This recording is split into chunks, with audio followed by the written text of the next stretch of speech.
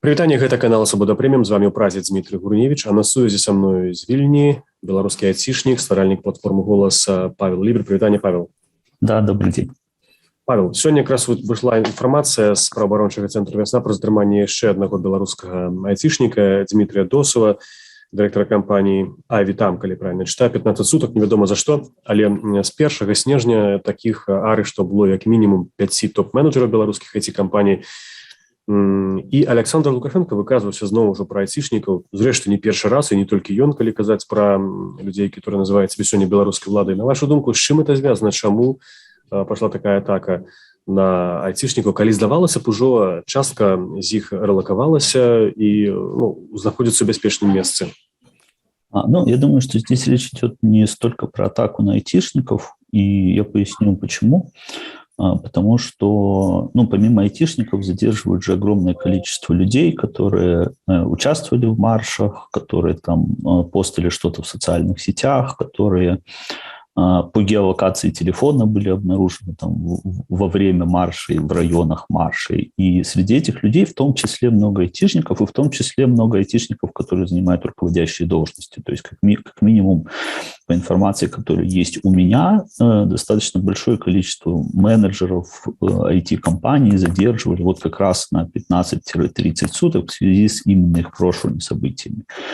Я думаю, что таким образом нельзя говорить, что это конкретно атака на IT. Я бы скорее все-таки сказал, что это абсолютно планомерное раскручивание вот этого маховика репрессий белорусского режима, в который, естественно, попадают и айтишники, потому что огромное количество айтишников все-таки участвовало в событиях 2020 года.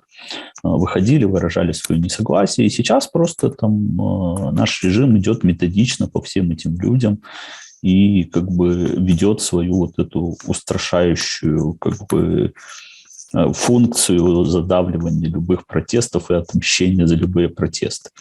При этом, опять же, по информации, которая есть у меня, то есть это действительно большинство этих задержаний, это вот именно задержания за марши, которые там были до этого, чтобы показать, что режим мстителен, режим никого не забывает.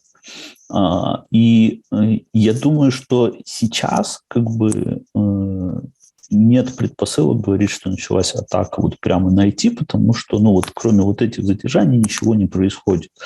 Я думаю, что в будущем, безусловно, когда экономическая ситуация в стране ухудшится, айтишники там будут, наверное, если не одними из первых, но где-то точно в середине листа, к которым могут прийти, потому что, понимаем, что IT – это высокоприбыльная сфера, и, соответственно, как бы приходить за деньгами, скорее всего, к ним начнут. Но пока что этого не происходит из того, что вижу я.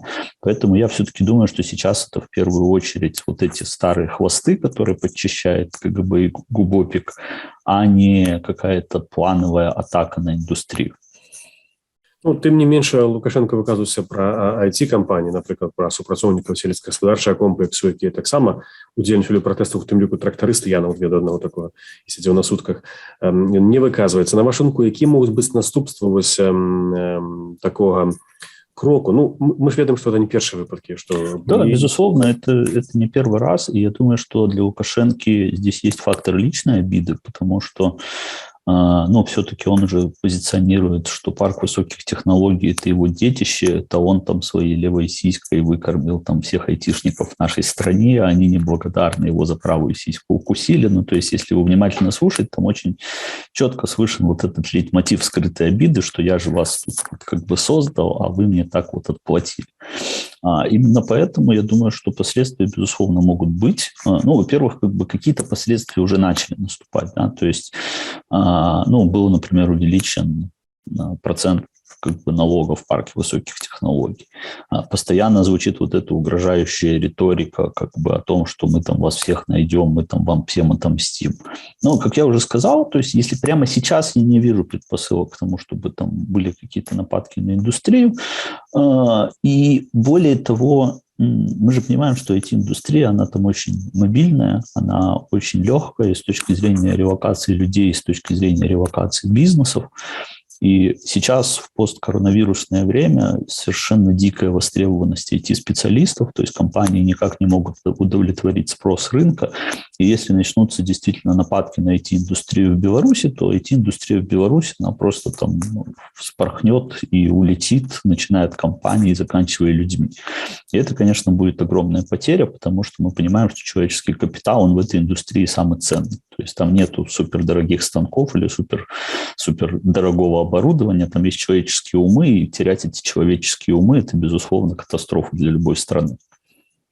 А як он, вот, з вашої, по вашей информации развивается зараз парк высоких технологий? Потому что там по выниках неких там периодов рассказывалось про той ладами, что там расце ўсё, грошы, прыбытак. Ну, зразумела, что гэта тлумачыцца магчыма павышэннем таго самага падатку, про які вы згадалі. Да, очень интересно. Да. Больше, але магчыма, ёсць праўда ў тым, што яшчэ больш пачало квітнець пасля ўсіх гэтых падзеяў. Я бы не сказал, что начало развиваться больше, но я бы и не сказал, что все пришло в упадок. Да? То есть соблюдается некий баланс, когда достаточно большое количество людей уехало. Там сегодня как минимум там более 20 человек, более 20 тысяч человек официально.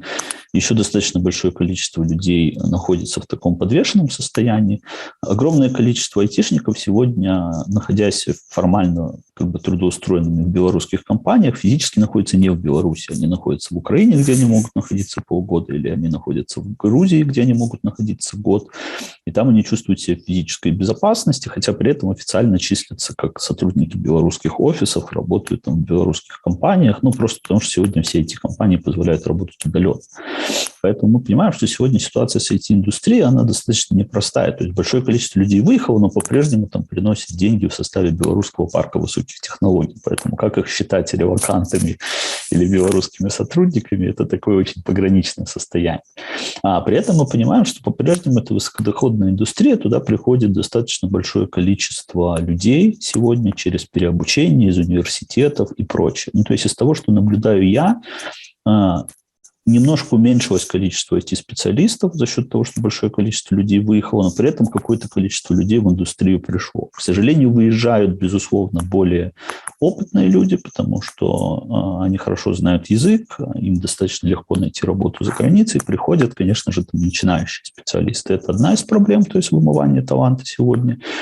Но другая проблема – это как раз-таки в том, что вот большое количество людей не в стране, они в режиме ожидания. То есть если в стране ничего не будет изменяться в ближайшее время, тогда они уже релоцируются из страны окончательно, произойдет там еще большее вымывание человеческого капитала. А с точки зрения финансов вы абсолютно правильно, вы сами же ответили на свой вопрос, что если посчитать, получится очень удивительная корреляция между тем, насколько подняли налог, и тем, насколько выросла прибыль. Павел, а як наконт атмасферы для інвеставання? Тому що у сувязі з тим, що почалася знову ж гаворка одна компанія, а може не компанія супраць А1, гаворки нават про нацыяналізацыю, прамыя выпадкі, хаця нават ніяка суду не адбылося, справа, здаецца, не заведзена, невядома пра што гаворка, але тым не менш некаторыя спецыялісты кажуць, што гэта можа вельмі кепска паўплываць на імідж, які і так уже кепскі ў Беларусі, конечно. Але на вашу думку, гэта можа нейкім чынам адбіцца? Смотрите, мне кажется, что инвестирование в Беларусь, оно с августа 2020 года находится в практически мертвом состоянии. Об этом сегодня говорят все экономисты, что все программы инвестирования с треском провалены, и в том числе и в IT-индустрии, я как минимум не слышал про какие-то крупные инвестпроекты в этой области, да и в принципе их сегодня не существует в стране. То есть сегодня инвесторы не доверяют Беларуси, не доверяют климату Беларуси, потому что в Беларуси не осталось бизнес-климата, в Беларуси есть там тоталитарный режим. Да, то есть в тоталитарном режиме твой бизнес могут завтра забрать, и на этом твой бизнес закончится, поэтому инвесторы в Беларусь сегодня не приходят. Об этом сегодня говорят все экономисты, что в принципе там инвестирование как класс сегодня в Беларуси отсутствует. И выпады в сторону А1 – это скорее подтверждение тому, что они не зря отсутствуют, потому что какая бы большая была компания, как бы долго она не существовала на рынке, все равно рано или поздно там к ней могут начать подбираться. И я думаю, что вот здесь как раз хороших перспектив на ближайшее время нет. То есть я не вижу пока предпосылок, чтобы инвесторы начали приходить в Беларусь, просто потому что это как игра в русскую рулетку. С абсолютно непредсказуемыми последствиями, но с гораздо большими шансами проиграть, чем выиграть. Павел, у Беларусі ў лютым запланаваны павінен адбыцца рэферэндум хаця здаецца уже зараз і Новы год і немає тэксту нават этой канстытуцыі прапановы Лукашэнкі. Тым не менш, платформа «Голас», якую вы стваралі, яна удзельнічае вось у агульнай такой канцэпцыі дэмакратычных сілаў, прыйсці, паставіць крыжыкі, птушачкі насупраць двух варыянтаў, каб рабіць несапраўдным бюлетэнь. Скажите, якая роля ў гэтым будзе платформы «Голас», якія, не ведаю, ці інструменты, магчыма, нейкія праграмы, ці это будзе штосьці паўтор таго, што было падчас прэзідэнцкіх выбараў, калі трэба будзе фоткаць гэтыя бюлетэні, дасылаць камусьці? Як вы будете удзельнічаць? Да, на самом деле, в первую очередь я хочу сказать, что мы действительно здесь поддерживаем общую стратегию демократических сил, сделать вот этот бюллетень недействительным, и мы считаем, что это очень важно, потому что референдум не является легитимным событием, его не проводит легитимная власть, и поэтому предлагается вот эта опция вычеркивать. Сегодня предварительно, скорее всего, мы пойдем по пути президентских выборов, когда мы будем просить людей сфотографировать бюллетень. Это то, что, собственно, платформа «Голос» умеет, то, ради чего она создавалась. Но мы сегодня не можем дать вот прямо финального плана действий, поскольку первый референдум еще не объявлен, второе условие референдума еще не объявлены, и третье, мы пока не знаем, в каких условиях все это будет происходить. Возможно, там запретят телефоны, а возможно, будут всех досматривать, а возможно, поставят по ОМОНовцу к каждой урне, который будет следить, что человек около нее делает. Мы понимаем, что мы живем в новой нормальности, в которой возможно абсолютно все, поэтому там давать сейчас какие-то четкие инструкции не имеет никакого смысла. Мы будем смотреть, мы будем адаптироваться к ситуации, и, соответственно, когда мы будем четко понимать, что референдум будет, в каких условиях он будет происходить, в каких условиях будут находиться люди на избирательных участках, тогда мы уже, собственно, дадим какие-то конкретные инструкции. Потому что сегодня, я могу сказать, что у меня до сих пор есть сомнение, что референдум все-таки будет объявлен, потому что мы видим, что Лукашенко максимально оттягивает этот момент. Периодически в его риторике проскакивает, да кому этот референдум нужен, а может не стоит его проводить. То есть видно, что он сам ищет хоть какую-то зацепку для того, чтобы этот референдум немножечко либо во времени отвести подальше, либо вообще отменить. Да, потому что менять, скорее, в принципе, яны могуць запросто сфальсификовать калі 90% сапсуе бюллетени. Смотрите, на самом деле это же очень интересный момент в том, что практически все исследования, которые мы делали с нашей аудиторией, показывают, что в том, что референдум будет сфальсифицирован, уверено 100% людей. То есть им для этого вообще не нужен голос. Они говорят, ребята, вы можете вообще не напрягаться, потому что мы точно знаем, что референдум будет сфальсифицирован. То есть вы уже показали, как это все работало на выборах, поэтому тут мы точно знаем, что он будет сфальсифицирован. Дело в том, что любой такой акт плебисцита, когда все-таки люди собираются, чтобы выразить свою волю, собираются вместе, чего там очень давно в стране сделать нельзя, он уже является очень стрессовым для режима. Именно поэтому, я думаю, они не хотят проводить этот референдум, потому что все выглядит как то, что все-таки этот референдум навязывает Лукашенко, точно так же, как и Лукашенко его будет навязывать всей стране. Именно поэтому у меня есть сомнение, что они его проведут в феврале. Возможно, они либо его попытаются отсрочить, либо еще что-то, но независимо от того, проведут они его или не проведут, мы точно будем к нему готовы, и мы призываем граждан поучаствовать, потому что я знаю, что есть многие люди, которые вообще не хотят идти на референдум. Но мне кажется, что те люди, которые хотят бойкотировать референдум, то эти люди могут лучше пусть они это сделают через вычеркивание двух вариантов, чем через неприход вообще. Скажите, чему мы рабілі уже неаднаразовае інтэрв'ю з ініцыятарамі гэтай стратэгіі. Вы, як чалавек блізкі да лічбаў, да матэматыкі, хутчэй так, патлумачце нам, у чым тут перамога над кожным іншым варыянтам, напрыклад, тым же самым бойкотом, забрать с собой гэты бюллетень, порвать его, это немагчыма. Смотрите, да, я могу пояснить, потому что рассматривались абсолютно все варианты, и, безусловно, каждый человек, он сам будет решать, какой стратегии следовать. Есть общая рекомендованная стратегия, которая наиболее понятна и безопасна, да, то есть мы понимаем, что порвать бюллетень или вынести бюллетень в условиях отсутствия шторок и пристального наблюдения силовыми структурами на участках достаточно сложно. Безусловно, кто-то на это решится, но мы не можем говорить про массовую историю в этом случае. Если же мы хотим все-таки выразить какой-то массовый акт недоверия существующему режиму, гораздо проще это сделать максимально законным способом. Вычеркивание бюллетеней – это законный способ. И таким образом это менее стрессовый способ для большинства людей, как опять же показывают исследования, которые проводились в обществе. И мы понимаем, что людям сделать это гораздо проще, чем вынести бюллетень или порвать. А по поводу неприхода я могу сказать, что я не знаю ни одного случая, когда бы фактом бойкота вот через неприход на какое-то политическое событие хоть как-то чем-то помогал. То есть точно так же перед выборами 2020 года было достаточно большое количество людей, которые говорили, что выборы надо бойкотировать, они нелегитимные, давайте вообще на них не пойдем.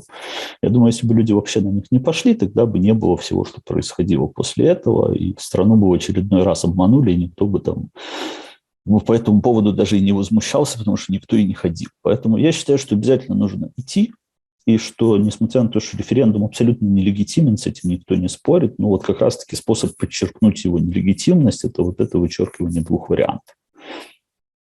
Павел, мне еще питання наконт безпеки інтернету сьогодні. Ви так само розпрацьовували продукти, які були накеровані на Білорусь. Вони зараз, у Білорусі офіційно заблоковані, можливо, комусь вдається эту блокаду обходить, але як супрацовник СМІ, которого соціальні сітки так само обвішані екстремістськими, ёсць, певно, так само у нас складаності, ми бачимо, як це відбувається. Скажите, калі ласка, вот штосьці можна ўвогуле зрабіць карыстальнікам Беларусі, каб іхняе, скажем так, жыццё ў сацыяльных сетках, атрыманне інфармацыі было бяспечным, потому што відавочна, што сёння улада там УБОП працуюць на тое, каб максімальна адштурхнуць людзей, паказаць, што гэта ўсё дзіравае, што яны там суперхакеры, што яны за ўсімі сочаць, і што кожны лайк ці каментар, ці проста прачытанне падпіска, будзе вельмі карацца моцна. В первую очередь я бы хотел сказать, что вот за те 1,5 года, которые, по сути, в цифровом пространстве различные продукты противостоят нашему режиму, не было ни одного случая успешной хакерской атаки или, то есть вот именно технологического взлома режиму ни разу не удавалось сделать, потому что все современные продукты, они достаточно хорошо защищены, чтобы их можно было так просто взломать. Практически все вещи происходят либо через физическое задержание администраторов каких-то каналов, либо через социальную инженерию, когда сотрудник КГБ или ГУБОПика внедряется в какую-то там организацию, находится в группе там, и мониторит информацию. То есть, и поэтому тут советы будут достаточно, наверное, очевидные и общие. То есть, во-первых, в Беларуси всегда стоит использовать VPN. Это должно быть правилом для людей, что бы они ни делали.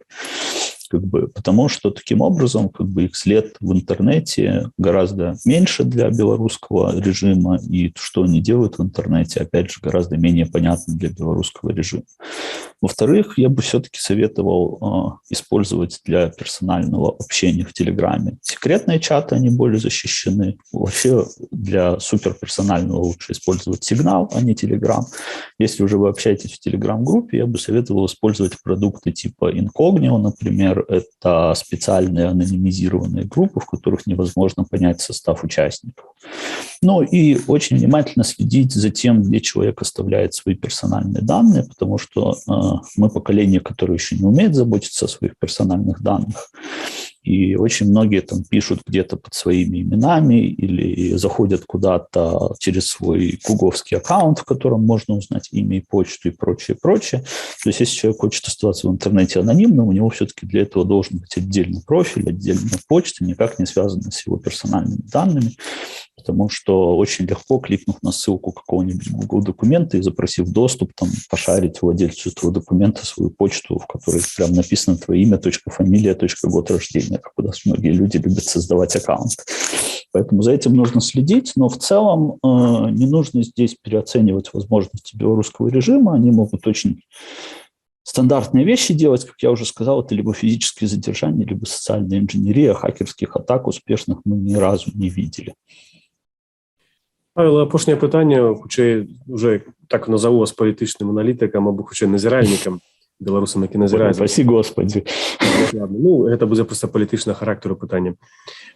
Як вы самі лічыце, у якім зараз прыблізна стане знаходзіцца, скажам, і дэмакратычная апазіцыя, і Лукашенко, потому что, мы памятаем, первые месяцы, полгода, это было зразумела, что инициатива была на боку демократичных сил, позднее Лукашенко репрессиями перехапил ее на себе.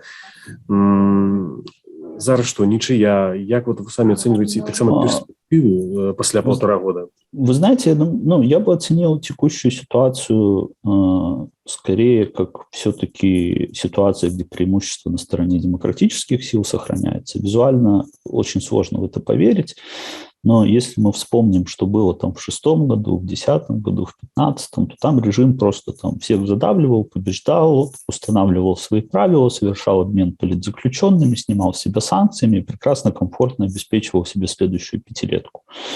Да, то есть вот это первый год, когда так не происходит. Да, то есть спустя 1,5 года режим находится в ситуации гораздо худшей, чем он находился перед выборами. И несмотря на то, что там внешняя конъюнктура, она позволила там, с экономической точки зрения достаточно хорошо режиму себя чувствовать, потому что в посткоронавирусное время экономика всего мира росла дикими темпами, и Беларусь там даже под там, первыми звоночками санкций могла удержаться. То есть 2022 год будет намного тяжелее для Лукашенко. При этом те действия, которые он совершил в 2021 году с закрытием СМИ, с посадкой самолета, с миграционным кризисом, они как раз-таки, мне кажется, сделали его окончательно политическим трупом в глазах там, Европейского Союза. И это значит, что на направлении Европы и Соединенных Штатов ему, скорее всего, практически уже делать нечего. И именно поэтому он сейчас просит у России 3,5 миллиарда. Это же очень большая сумма, он никогда столько не просил. Мы понимаем, что он просит не от хорошей жизни, мы понимаем, что Россия, которая там что-то очень мелкое давала до этого, не факт, что ему что-то даст. И даже эти 3,5 миллиарда, как бы даже если ему дадут, они ему там не сильно помогут. То есть мы видим, что Лукашенко находится сегодня в более уязвимой ситуации. Несмотря на всю ту физическую зачистку пространства, на репрессии, на запугивание и все остальное, как бы его ситуация не улучшилась. С ним не готовы торговаться, он находится там перед экономическим кризисом, он находится в ситуации, когда он не может играть на вот этом противоборстве между Западом и Востоком, потому что Запад полностью построил там бетонную стенку перед ним, да, включая там физические заграждения на границах с балтийскими странами. И мне кажется, что именно это является самым большим достижением белорусского народа и демократических сил, что медленно, но белорусский режим загоняется в угол. То есть в ситуацию, где он все-таки вынужден будет отступать, договариваться, идти на уступки и прочее. И пока что, если посмотреть на то, как это происходит во времени, то с моей точки зрения это происходит именно так. То есть я вижу, что сегодня позиции Лукашенко не усиливаются, а слабеют, несмотря на все вот эти политические репрессии, несмотря на как бы всю жестокость, которая происходит в Беларуси. То есть ситуация не стабилизируется так, как она уже там стабилизировалась бы к этому времени во все предыдущие годы. Именно это дает мне надежду, что сегодня все-таки давление идет в правильную сторону, и режим загоняется действительно в угол. Это плохо для страны, потому что как бы, экономический кризис в стране – это всегда плохо. Но сегодня никто не может предложить никаких других вариантов, поэтому Европа и вводит санкции, США вводит санкции, все остальные вводят санкции. Павел, дзякуй вялікі вам. Я нагадаю нашим глядачам, што сёння маім госцем з Вільні быў Павел Лібер, беларускі айцішнік, стваральнік платформы «Голас», а ў празе працаваў я, Дмітрий Гурневіч. Дзякуй за то, што былі разам з намі. Бывайце і заставайцеся са свабодай.